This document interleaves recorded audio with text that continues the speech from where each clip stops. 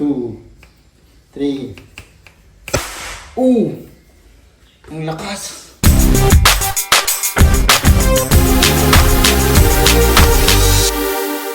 Good day nga pala sa inyo mga kalakad. For today's video ay gagawa tayo ng sumpak gamit ang itong stainless na tube at saka itong kawayan. Yan, dahil nasa syudad kami o nasa city kami, bihira lang ang mga kawayan dito. So, kaya naman magdi-DIY tayo gamit itong stainless na tube. Let's go mga kalakad. So, kailangan natin itong bawasan, no? Para hanggang sa maging round siya. Ayan, ganun yung gagawin natin mga kalakad.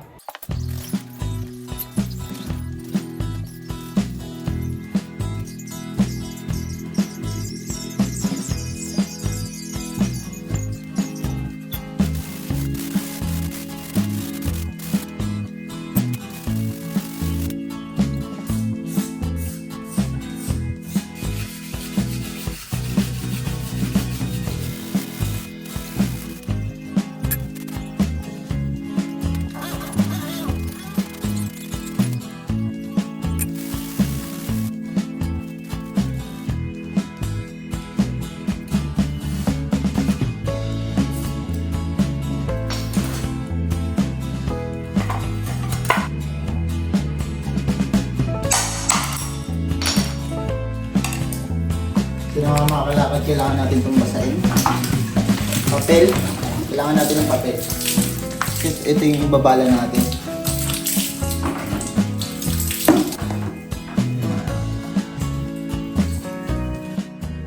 So yung mga kalakad, ready to test na yung ating DIY na sumpak. And ayan, let's go. Balaan muna natin. Ayan. Gawin lang natin yan.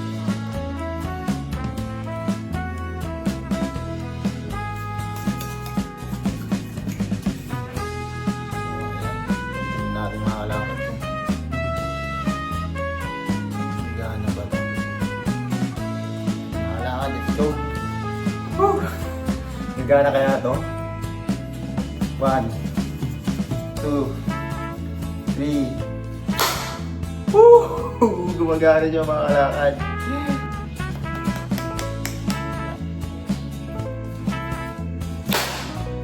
Medyo lumakas na. So, yung try natin i-testing sa karton. Yan. So, yun magta-try tayo dito kaunti sa halaman. Titignan natin kung mabubutas.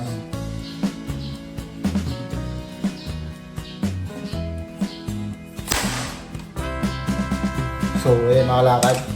Nag-crack lang. So, ito yung resulta. Medyo malakas din.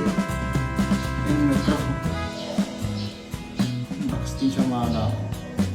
So, ayan, try naman natin dito sa may karton. 2, 3, go! Medyo mahina. Ito yung tama, medyo mahina. So, try pa natin ulit kasi parang supot eh. So, ayan, try natin ulit. Yan. 1, 2, 3. Ang lakas! So, yun. Di nabutas, meron na yupi. Nagkaroon ng dent. Yan. So yung mga kalakad, try naman natin dito sa bote ng pabango. Ayan, sa bottle ng pabango.